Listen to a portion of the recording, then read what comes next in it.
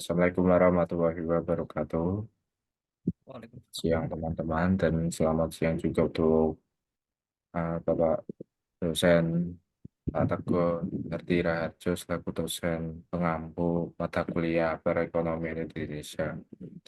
Yang pertama-tama, izinkanlah saya untuk memperkenalkan diri terlebih dahulu sebelum kita memulai sesi presentasi pada siang hari ini. Sebelumnya ada saya, ada Muhammad Iqbal dengan NIM 356. Saya M. Zainur Rohim dengan NIM 192.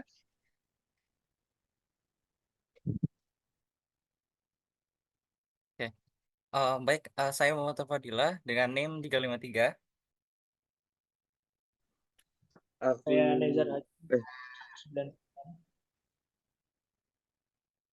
aku saya Mirkatu Yakil Fahmi dengan NIM 350. Saya terima kasih sebelumnya. Yang pertama-tama, ah, kita akan membahas judul terlebih dahulu, yaitu analisis perubahan struktur ekonomi dan identifikasi struktur ataupun sektor unggulan di Kabupaten Kudus oleh kelompok 9. Oke, bisa next selanjutnya.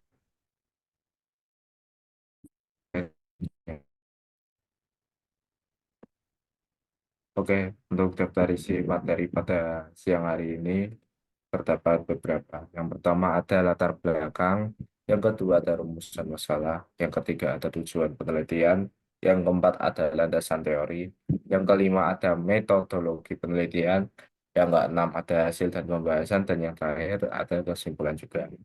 Yang pertama-tama, mari kita buka dengan sesi latar belakang. Oke, pada sesi latar belakang ini, Kabupaten Kudus merupakan salah satu di daerah Jawa dengan perekonomian yang cukup dinamis.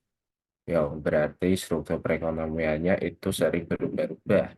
Selama ini, sektor industri, khususnya industri rokok dan bordir menjadi tulang punggung perekonomian daerah tersebut. Namun, dalam beberapa tahun terakhir, terdapat indikasi adanya pergeseran struktur perekonomian di Kabupaten Kudus. Menurut Badan Pusat Statistika Kabupaten Kudus tahun 2022, ya, masih sama yaitu mengenai latar belakang.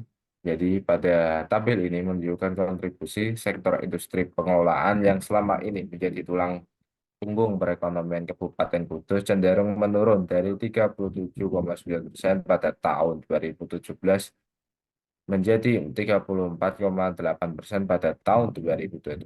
Sebaliknya, kontribusi sektor perdagangan dan jasa mengalami peningkatan selama periode yang sama. Oke, bisa naik selanjutnya. Tolong. Oke, seperti yang teman-teman lihat pada tabel tersebut, bahwasannya sektor tersebut diambil selama 3 tahun di belakang, dari 2021, 2022, dan 2023. Untuk sektornya sendiri, yang pertama ada industri pengelolaan, yang kedua ada perdagangan, yang ketiga ada jasa, yang keempat ada pertanian, dan yang kelima ada konstruksi, dan yang terakhir adalah lain-lainnya. Tabel ini menunjukkan adanya tren penurunan kontribusi sektor industri pengelolaan yang sebelumnya menjadi sektor dominan dari 35,2% di tahun 2021 menjadi 34,3% di tahun 2023. Di sisi lain, kontribusi sektor perdagangan terus meningkat dari 25,1% di tahun 2021 menjadi 25,7% di tahun 2023, dan itu masih terindikasi sebagai perkiraan. Sedangkan untuk sektor jasa juga mengalami peningkatan kontribusi dari 18,2% menjadi 18,8% dalam periode yang sama. Sementara itu, kontribusi sektor-sektor lainnya seperti pertanian, konstruksi, dan lain-lain relatif stabil ataupun cenderung menurun. Bisa naik selanjutnya, tolong. Oke, untuk rumusan masalah, kelompok kami membagi beberapa. Yang pertama ada bagaimana dinamika transformasi struktural yang tengah terjadi di Kabupaten Kudus sehingga dapat menggeser kontribusi sektor-sektor ekonomi dalam kurun waktu beberapa tahun terakhir. Kedua adalah perbandingan pertumbuhan ekonomi Kudus dengan wilayah Jawa Tengah tahun 2021 ataupun 2023 sampai 2023. Sebelumnya, mohon maaf terdapat typo. Kami mengambil data itu 10 tahun ke belakang yang berarti mulai dari tahun 2013 sampai 2023. Hal yang selanjutnya yaitu adalah strategi pembangunan ekonomi apa yang dapat diterapkan oleh pemerintah daerah Kabupaten Kudus untuk mengoptimalkan potensi sektor-sektor unggulan dan memperkuat daya saing perekonomian di era transformasi struktural. Oke, untuk selanjutnya mungkin akan dijelaskan oleh teman saya. Waktu dan tempat saya persilakan. Oke, terima kasih Mas Iqbal atas waktunya. Di sini saya akan menjelaskan tentang tujuan penelitian. Yang pertama, penelitian sendiri itu ada dua. Tujuan pertama yaitu melakukan kajian mendalam atas dinamika transformasi struktural yang tengah terjadi di Kabupaten Kudus, serta menganalisis faktor-faktor kunci yang mendorong pergeseran kontribusi sektor-sektor ekonomi dalam kurun waktu beberapa tahun terakhir. Yang kedua, merumuskan blueprint strategi atau pembangunan ekonomi daerah yang inovatif dan visioner bagi Kabupaten Kudus untuk mengoptimalkan potensi sektor-sektor unggulan serta memperkuat daya saing perekonomian di tengah dinamika transformasi struktural. Next. Untuk landasan teori sendiri yaitu perubahan struktural ekonomi daerah, pembangunan dan pertumbuhan ekonomi, produk domestik regional bruto.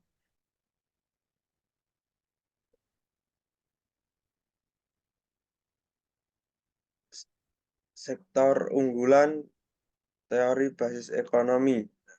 Jadi next.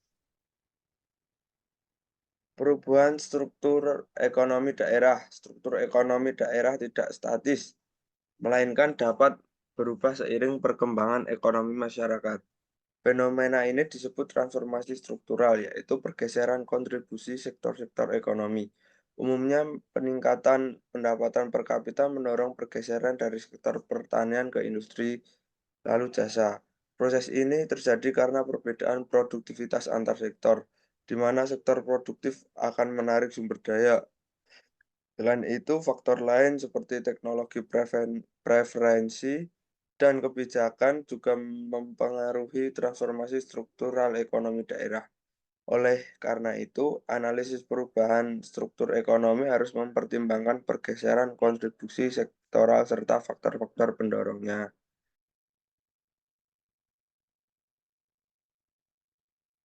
Pembangunan dan pertumbuhan ekonomi. Pembangunan dan pertumbuhan ekonomi berbeda dengan pembangunan mengacu pada peningkatan kesejahteraan menyeluruh. Sementara pertumbuhan hanya mengukur kenaikan produksi barang atau jasa.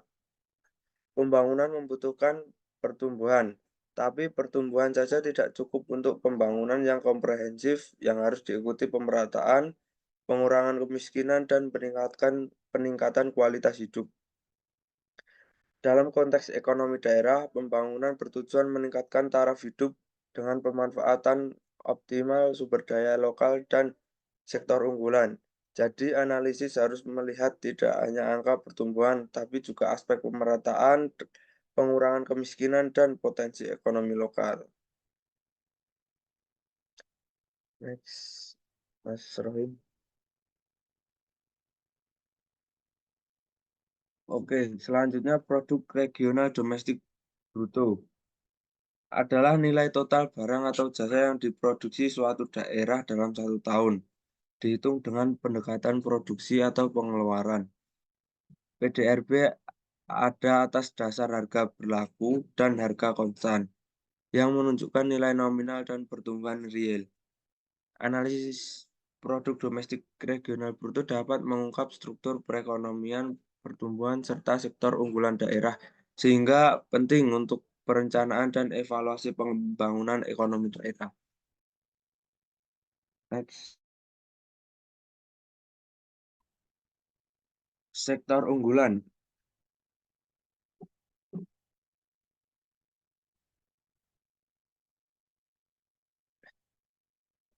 Nilai total. Next. Oke. Untuk yang terakhir, teori basis ekonomi dikemukakan oleh Harry W. Richardson tahun 1973 yang menyatakan bahwa faktor utama penentu pertumbuhan ekonomi suatu daerah adalah hubungan langsung dengan permintaan akan barang dan jasa dari luar daerah. Selanjutnya dijelaskan bahwa pertumbuhan industri yang menggunakan sumber daya lokal, termasuk tenaga kerja dan bahan baku untuk diekspor, akan menghasilkan kekayaan daerah dan penciptaan peluang kerja atau job creation. Hal tersebut memberikan pengertian bahwa suatu daerah akan mempunyai sektor unggulan apabila daerah tersebut dapat memenangkan persaingan pada sektor yang sama dengan daerah lain sehingga dapat menghasilkan ekspor. Oke, materi selanjutnya akan dijelaskan oleh teman saya. Kali ini saya akan menjelaskan tentang metodologi penelitian. Yang pertama yaitu tentang analisis location quotient atau LQ, yang kedua tentang analisis shift share, dan yang ketiga tentang analisis tipologi klasen. Next. Yang pertama yaitu Suara Zat.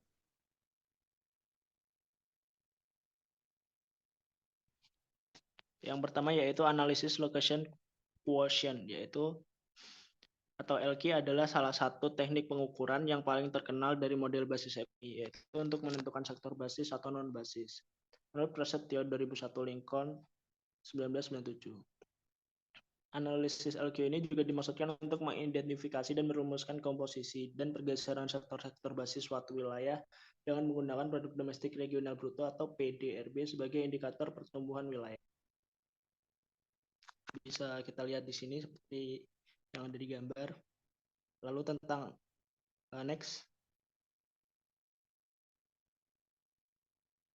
Lalu tentang analisis shift share atau SS, yaitu metode analisis shift share merupakan salah satu metode analisis ekonomi yang digunakan untuk mengetahui pengembangan pada suatu wilayah. Jadi itu ditunjukkan berdasarkan kondisi struktur perekonomian, pergeseran sektor-sektor unggulan pada 2 kurun waktu. Dan untuk mengetahui posisi sektor perekonomian suatu wilayah terhadap wilayah yang lebih luas. Contohnya seperti yang bisa dilihat, DIJ itu perubahan PDRB sektor atau subsektor I di wilayah amatan atau kabupaten, sama dengan NIJ yaitu perubahan PDRB sektor atau subsektor I di wilayah amatan atau kabupaten yang disebabkan oleh pengaruh pertumbuhan ekonomi wilayah acuan atau provinsi atau nasional. Ditambah MIJ yaitu perubahan PDRB sektor atau subsektor I di wilayah amatan atau kabupaten yang disebabkan oleh pengaruh pertumbuhan sektor I di wilayah acuan provinsi atau nasional, tambah CIJ yaitu perubahan PDRB sektor atau subsektor I di wilayah amatan atau kabupaten yang disebabkan oleh keunggulan kompetitif sektor I tersebut wilayah amatan atau kabupaten. Next.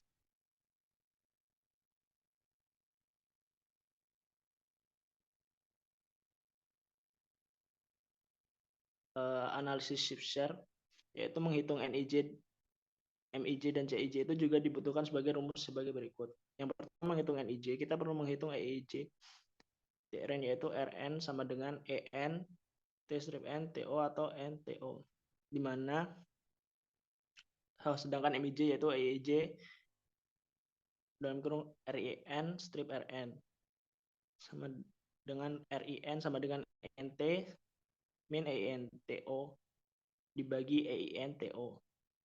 Sedangkan CIJ sama dengan EIJ atau RIJ dikurangi RN sama dengan RIJ sama dengan EIJN dikurangi EIJTO dibagi EIJTO, di mana EIJ itu sektor I pada perekonomian daerah Kudus, sedangkan RN itu nilai pertumbuhan ekonomi daerah Provinsi Jawa Tengah, dan RIN itu nilai pertumbuhan sektor I pada perekonomian daerah Jawa Tengah. dan RIJ itu nilai pertumbuhan sektor I pada perekonomian daerah Kudus. Nah, ENT sendiri yaitu nilai total sektor ekonomi pada perekonomian Jawa Tengah di akhir tahun. ENTO sama dengan nilai total sektor ekonomi pada perekonomian Jawa Tengah tahun awal. EIJNT yaitu nilai sektor I pada perekonomian daerah Kudus di tahun akhir. Dan EIJTO yaitu nilai sektor I pada perekonomian daerah Kudus awal tahun. Dan ini ada analisis dari tipologi klasen, yaitu seperti yang bisa dilihat dan keterangannya yang GI itu yaitu rata-rata laju pertumbuhan sektor dalam PDRB Kabupaten Kudus, sedangkan G adalah rata-rata laju pertumbuhan sektor dalam PDRB Provinsi Jawa Tengah, SI yaitu rata-rata kontribusi sektor terhadap PDRB Kabupaten Kudus, dan S itu adalah rata-rata kontribusi sektor terhadap PDRB Provinsi Jawa Tengah. Next.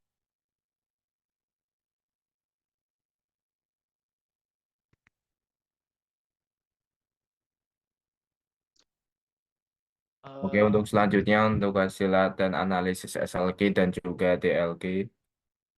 Oke, untuk teman-teman yang bisa lihat di sini untuk hasil analisisnya, yang pertama untuk hasil SLQ, kita mengetahui untuk rata-rata SLQ sendiri dari sektor, mulai dari sektor yang pertama yaitu pertanian, kehutanan, dan perikanan, sampai yang terakhir yaitu jasa lain-lainnya, itu yang SLQ yang lebih dari satu, itu hanya satu, yaitu industri pengelolaan, yang dimana untuk hasil SLQ-nya sendiri itu sifatnya basis, yang berarti dapat diandalkan. Sedangkan untuk rata-rata di LQ-nya yang teman-teman bisa lihat mulai dari pertanian sampai desa lain-lainnya, untuk rata-rata LQ dinamis, sifatnya statis, yang dimana nilainya itu satu. Nah, apabila kita uji, indikatornya mengatakan bahwasannya uh, sektor tersebut dapat prospektif apabila uh, DLQ lebih dari satu. Nah, seperti yang teman-teman bisa lihat bahwasannya untuk rata-rata DLQ-nya sendiri itu adalah lebih dari satu. Yang dimana untuk perspektifnya itu adalah untuk DLQ-nya sendiri itu adalah prospektif mulai dari pertanian sampai jasa lainnya. Dan teman-teman bisa melihat yang bagian keterangan yaitu non-basis prospektif, yang kedua adalah non-basis prospektif, yang ketiga adalah berbasis prospektif, sampai seterusnya. Nah, bisa dilanjut untuk hasil analisisnya. Oke, terima kasih. Dari hasil analisa uji SLQ dan juga DLQ dapat menghasilkan asumsi bahwasannya yang menjadi sektor yang dapat diandalkan adalah industri pengelolaan, yang dimana indikator mengatakan bahwa uji SLQ dan DLQ lebih dari satu. Sehingga untuk jangka panjang tersebut dapat diandalkan untuk sektor yang bagian pengelolaan. Sedangkan sektor selain sektor tersebut dapat diasumsikan bahwasannya sektor tersebut bersifat non-basis dan juga perspektif. Untuk jangka menengahnya sendiri itu belum terlalu bisa diandalkan secara pasti. Untuk hasil dan analisis selanjutnya bisa dijelaskan oleh teman saya, Rohim. Waktu dan tempat saya persilakan.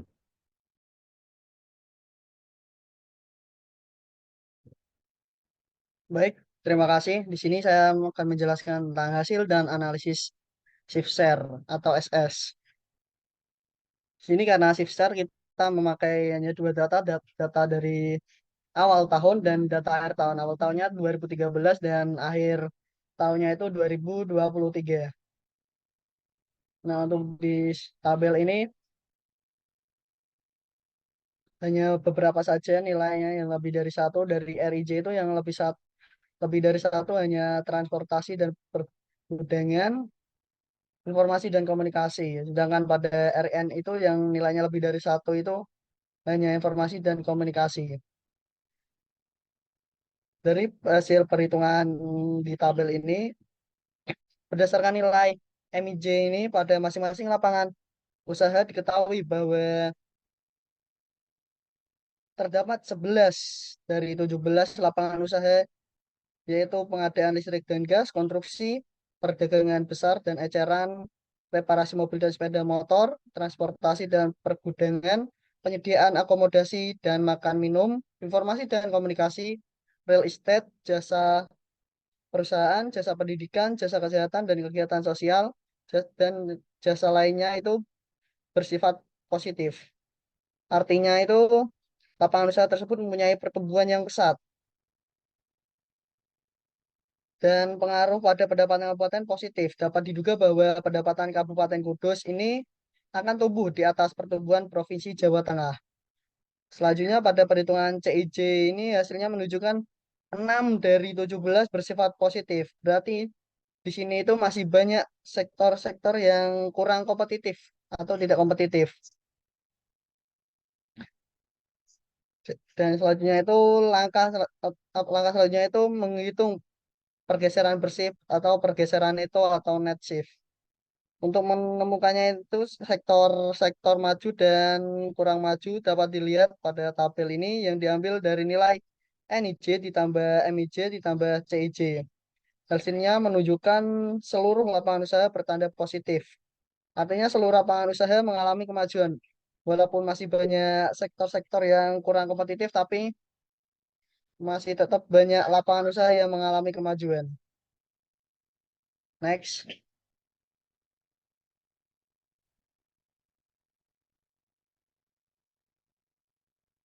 Next, Mas. Next lagi.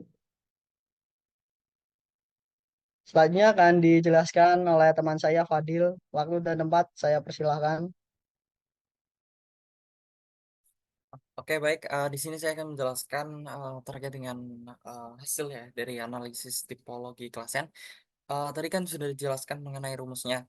Kemudian di sini ada gambar ya terkait hasilnya perhitungan tipologi klasen di Kabupaten Kudus. Di sini bisa kita lihat ya dari lapangan usaha atau sektornya dari mulai pertanian, kemudian pertambangan, industri, pengolahan, dan sampai dengan jasa lainnya. Untuk tampilannya yaitu laju pertumbuhan. Saya buat persenan ya supaya mempermudah dalam membacanya. Itu ada yang positif dan negatif. Nah di samping pojok kanan itu kan ada ya kategori.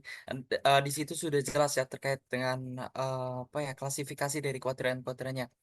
Dari yang pertama yaitu pertanian masuk ke dalam kuadran satu. Artinya apa sih kuadran satu itu? Kuadran satu itu adalah sektor maju dan tumbuh pesat. Kemudian untuk sektor kuadran dua itu adalah sektor maju tapi tertekan. Kemudian untuk kuadran tiga yaitu sektor sebentar sektor potensial atau masih terdapat uh, berkembang. Dan yang terakhir yaitu sektor keempat yaitu sektor relatif dan atau sektor relatif tertinggal. Ini juga diperoleh dari hasil olah data 2024. Untuk penjelasannya, di sektor unggulan dan berkembang di Kabupaten Kudus ada beberapa lapangan usaha yang berkembang dengan cepat dan memberikan kontribusi besar seperti contohnya seperti pertanian, konstruksi, dan jasa komunikasi. Ini adalah sektor-sektor yang maju dan sangat menjanjikan. Namun ada juga sektor seperti penyediaan listrik dan jasa kesehatan yang tumbuh cepat, tapi kontribusinya masih kurang. Untuk itu perlu strategi khusus agar sektor-sektor ini menjadi lebih baik. Nah, kemudian sektor potensial dan tertinggal, beberapa lapangan usaha. Nah, untuk ya sebelumnya ini gambarnya masih sama ya dengan sebelumnya. Untuk penjelasannya itu untuk sektor potensial dan tertinggal yaitu beberapa lapangan usaha memiliki potensi besar karena kontribusinya yang tinggi, seperti industri pengolahan dan jasa pangan. Akan tetapi pertumbuhannya belum maksimal. Di sisi lain ada sektor yang kinerjanya masih rendah, seperti contohnya seperti pertambangan dan perdagangan yang memerlukan perhatian lebih agar bisa berkembang. Dengan fokus pada peningkatan kinerja sektor-sektor ini akan menjadi lebih kompetitif dan maju. Nah, kemudian analisis tipologi klasen selanjutnya itu ada klasifikasi tipe-tipenya ya. Dari mulai tipe satu itu pertumbuhan pesat, kemudian tipe 2 berpotensi, kemudian yang ketiga adalah tipe 3 adalah berkembang, dan tipe 4 adalah terbelakang. Nah, Di sini kan sudah jelas ya untuk tipe satunya apa aja pertanian, konstruksi, kemudian tipe 2 itu pertambangan, pengadaan listrik, terus untuk tipe 3 untuk si pengolahan, perdagangan, kemudian tipe yang terbelakang itu pengadaan air, dan yang terakhir administrasi pemerintahan dan lain sebagainya. Nah, untuk penjelasannya itu di Kabupaten Kudus ada 4 tipe sektor usaha berdasarkan pertumbuhan dan kontribusinya. Yang untuk tipe satu adalah sektor yang sudah maju ya, dan terus berkembang dengan cepat, contoh seperti pertanian tadi. Kemudian tipe 2 adalah sektor dengan pertumbuhan yang cepat, tapi kontribusinya itu masih kecil. Yang maknanya itu mereka punya ruang untuk tumbuh lebih banyak. Untuk tipe yang ketiga yaitu sektor dengan kontribusi besar, tapi pertumbuhannya itu lambat. Sehingga perlu strategi untuk mempercepat pertumbuhan yang terakhir, contohnya seperti industri pengolahan. Kemudian yang terakhir yaitu tipe keempat adalah sektor yang tertinggal. Jadi sektor yang paling terbelakang di antara tipe-tipe yang lain dengan pertumbuhan dan kontribusi yang cukup rendah yang memerlukan perhatian lebih agar bisa lebih maju. Kemudian ah, yang terakhir itu kesimpulan. Untuk kesimpulannya itu berdasarkan analisis sektor industri pengolahan menjadi sektor yang dapat diandalkan dalam jangka panjang. Sebanyak 11 dari 17 lapangan usaha menunjukkan pertumbuhan pesat dengan pengaruh positif terhadap pendapatan kabupaten. Meskipun itu masih terdapat 6 sektor yang tidak kompetitif, seluruh lapangan usaha mengalami kemajuan. Kabupaten Kudus memiliki 4 tipe sektor usaha dari yang sudah maju hingga sampai yang tertinggal tadi ya, yang sudah saya jelaskan. Yang perlu adanya strategi yang sesuai dengan karakteristiknya masing-masing untuk mempercepat pertumbuhannya ekonomi. Nah, untuk selanjutnya saya kembalikan ke moderator.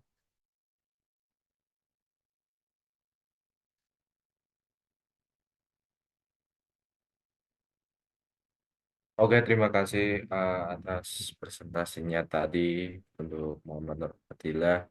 Sebelum saya akhiri presentasi pada hari ini, apabila teman-teman terdapat pertanyaan, bisa ditulis di kolom komentar. Link YouTube nanti akan kami sediakan di grup chat perekonomian Indonesia. Sekian saya selaku moderator, saya memohon maaf apabila terdapat kesalahan kata ataupun kekurangan kata. Sekian dari saya, wassalamualaikum warahmatullahi wabarakatuh. Waalaikumsalam.